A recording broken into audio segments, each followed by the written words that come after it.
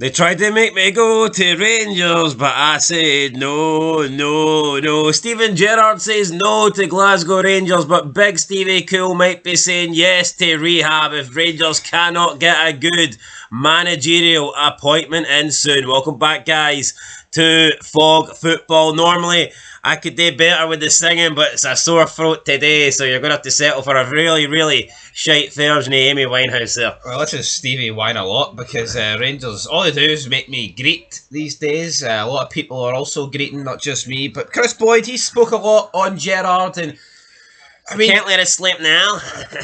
what about Gerard, right? We're both sick, by the way, as you can clearly tell. But Andrew Kavanaugh, guy keeps going back. Feels like every couple of hours this guy's begging at Gerard's front door. And what do you make of that? Is it time to just let sleeping dogs die? Or? I mean, Andrew Kavanaugh would just be better relocating, I think, to Glasgow. He's doing too much flying around these days. Aye. Can it be worth it? And also, there's one city that's a bigger shithole than Glasgow. It's San Francisco, isn't exactly. it? So, I mean, come on. You'd be safer in Glasgow than you would in San Fran. That is for sure. Although I'm willing to bet that Andrew Kavanaugh isn't really in the slums of San Francisco. You know, he's probably living probably a good not. life. But San Francisco has an app that tracks all the human shite on the street.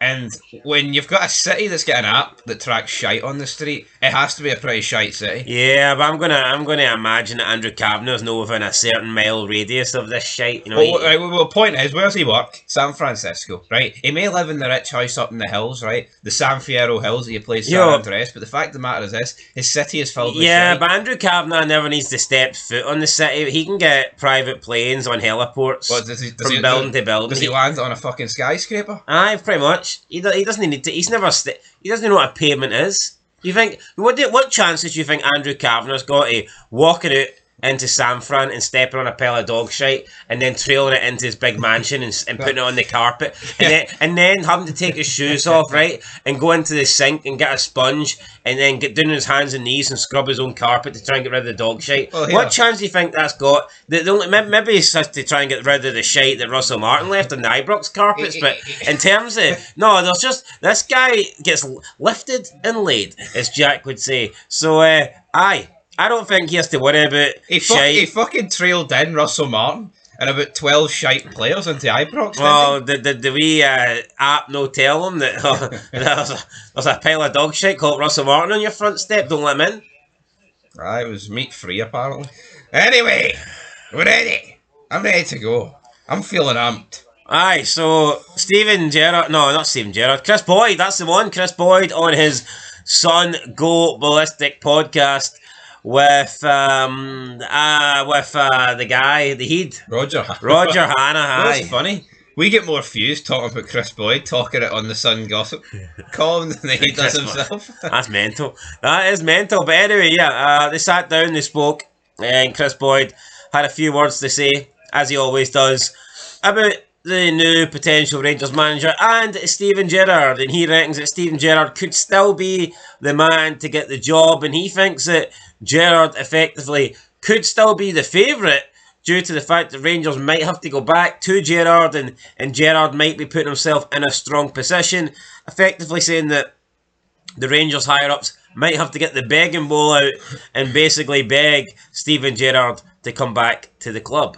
I'm not really buying that, folks, but before I get my opinion into that, it's time to read what Kris Boyd had to say. And I quote... Well, I mean, you're not really going to get into it. No, I want to get into it afterwards. I feel... No, people don't know what Boyd said in its entirety, so how about we... Well, do you want my opinion first? Well, you could have just said what your thoughts were on the begging bowl, then I'll get into the quote. I mean, it was clearly setting up that way, but if you can't take the ball and read, then... Well, you know what, right? Every begging bowl comes with a dog ball, doesn't it? At the end of the day. Don't know where I'm going with that. Fact of the matter is this. If Gerrard's turned us down, we don't know why. It could be Tellwell. It could be some other reason. You can't keep going fucking back. It looks pathetic. It does. No, seriously, it does. Well, what are we hanging about for? Right? If the rumours are to be true that he's literally went back like once or twice to ask him after he's rejected us, the game's 4 days away. Dundee United. And then you're hearing Muscat... Oh, Neil McCann's going to take charge till the start of December. Who's running this, by the way? Seriously, what is going on? Aye. Anyway, so this is what Kris Boyd said. He says, quote, "The only thing that I could think maybe has thrown a spanner in the works is the whole Kevin Thelwell and Patrick Stewart scenario. A manager won't want to take on effectively his bosses. But if Steven Gerrard has spoken to the owners of the club and they have a good conversations like we were led to believe happened, there might be a power struggle here. I've got to be honest, it might be a ploy from Steven Gerrard.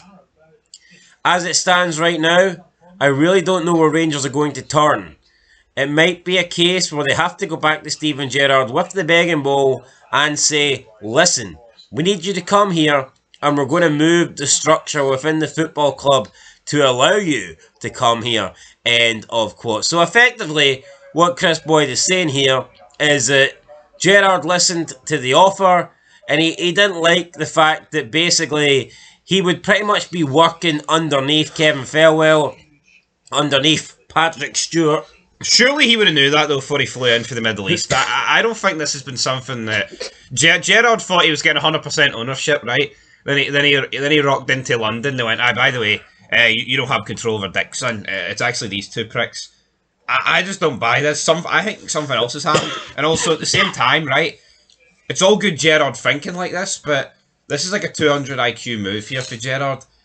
Are Rangers really that fucking desperate that they believe they can't literally get anyone else in other than Gerrard? Now, even though I'd say about 3/4 of the support wanted Gerrard in, is he the 100% the best option? He was my number one. But who was my number two? Kevin Muscat. Right? People talk about Derek McInnes, Stephen Robinson. Is it worth looking pathetic and amateurish to bring Gerrard back instead of just going and actually getting one of these guys? I mean, how long is Gerrard going to hold us to ransom here? The leverage? How long do you fucking continue it on? Are Rangers just going to keep going around in circles this week? And then when it gets to Friday night, they're going to be like, right, we've sacked Patrick Stewart and Kevin Thelwell and Big Robbie, wee Robbie, whatever age he is. You can come back, Gerrard. No wonder he doesn't want to come. You've got Robbie Thelwell, 26-year-old in charge of recruitment, couldn't run a bath. Then you've got Kevin Thelwell, right, who has just dropped the ball, fumbled the ball at every opportunity. 3 million on Fernandez, right, which Boyd brought up. A guy that can't even get a look in. And then they're talking about on his thing as well about Lennon Miller.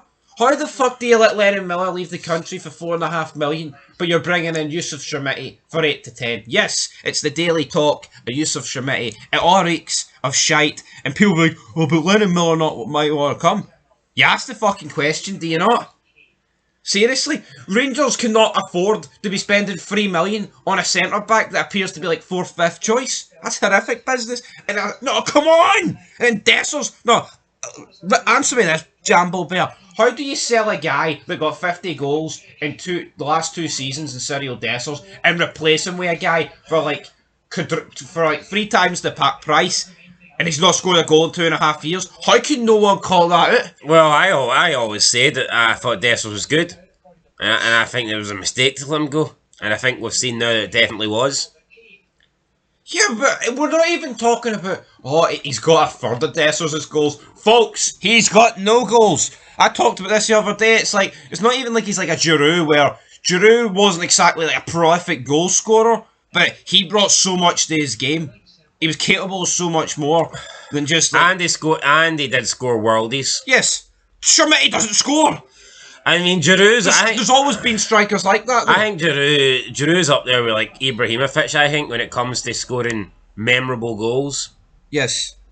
I'd say Giroud's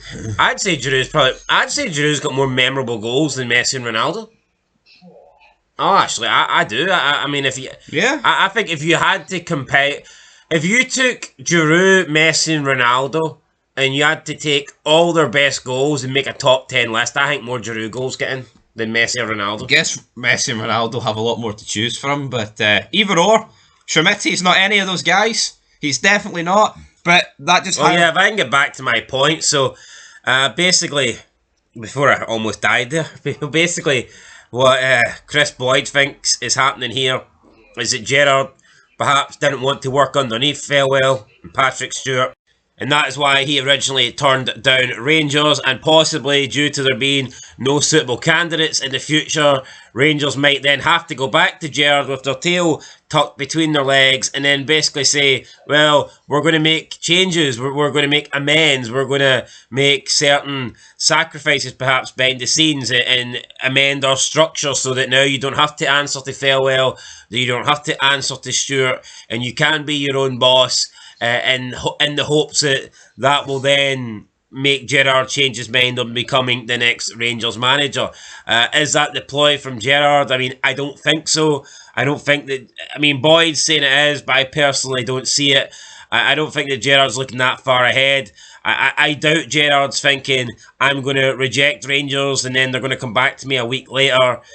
I just don't see that. I think the more likely scenario is once you reject Rangers, they're probably just going to go on and hire the number 2 choice, the number 3 choice. I mean, that's not to say that Gerrard to Rangers still can't happen, but it's not like Steven Gerrard is the only manager out there. It's not like he's the only guy Rangers can appoint. It's not like he's the only man that can come in and do this job.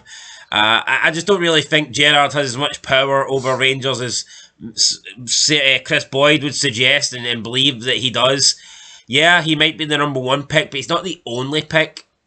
And I think it's just unlikely that Andrew Kavanaugh is going to change the entire system at Rangers just to try and fit in Steven Gerrard. I just don't see that happening. Maybe if a couple more managers come in and it fails, then he'll be like, right, well, maybe Stewart and Farewell are the problem. Maybe they need to go. But I can't imagine he's going to restructure the entire backroom staff just because Steven Gerrard wants it that way. I just think if Steven Gerrard isn't going to come in because of him having to answer to Farewell and Patrick Stewart, then I just don't think Steven Gerrard's going to come in.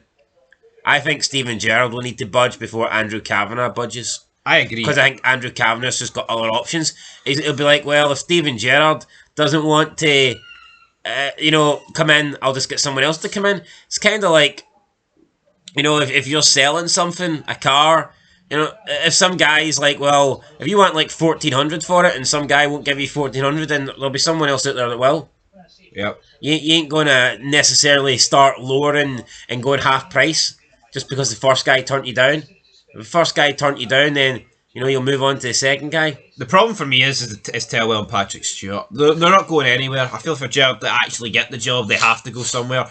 It's all good talking about restructuring, giving Gerrard more power, but see, the more power you give Gerrard, it renders these 3 almost pointless. There's like no point actually having the 3 of them. And then again, that's just Gerrard. I think Derek McInnes honestly wouldn't come for the same reason. I believe this could be a stumbling block for Muscat. This could be a stumbling block for most managers, right? There is guys like Stephen Robinson, where the step up is that big, I think he would just accept getting the Rangers job regardless of who he has to answer to. But you've got to look at people like Gerrard, like McInnes, Muscat, among others, like even like Ole Gunnar Solskjaer and guys of that level. Are they really going to want to work under these 3 guys that are not qualified for their fucking job? No. It's probably going to have to be one of these out there appointments where it feels like a massive step up and then they'll just have to accept the structure in place. Aye, possibly, but anyway, we don't really know. But Kris Boyd thinks it as a ploy for Steven Gerrard. I don't think Steven Gerrard's getting the job. That's what I think. But say it is a ploy for Gerrard. It requires a lot of movement on that chessboard.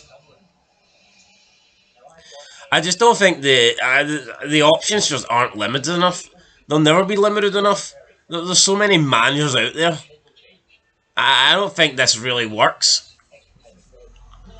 This what Kris Boyd's suggesting. I mean, it'd be different if Gerrard, right, had like a reputation of Klopp, and he was that good or something, and it was like, we can't turn this guy down.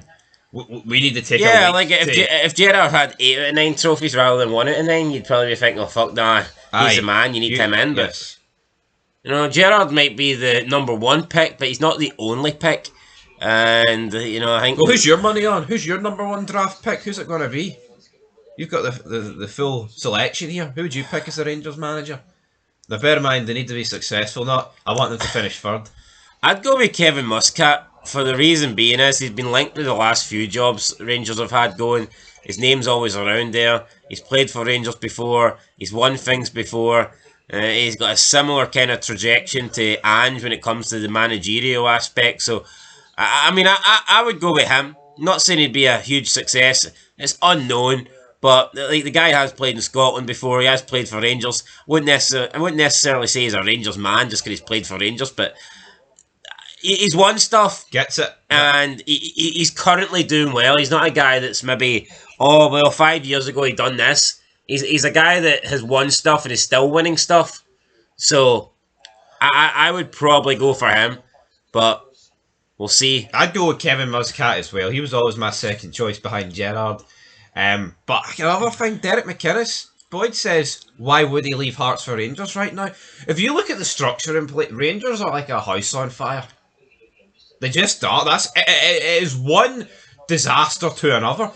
Like when we do these videos, man, whether it's a result or a signing or whatever the fuck this season, we always label it like it just gets worse. At what point is it actually going to fucking do a 180 and get better for Rangers? Seriously? See that night Martin got sacked? It was just the result, then the team bus, then the horse, then the sacking.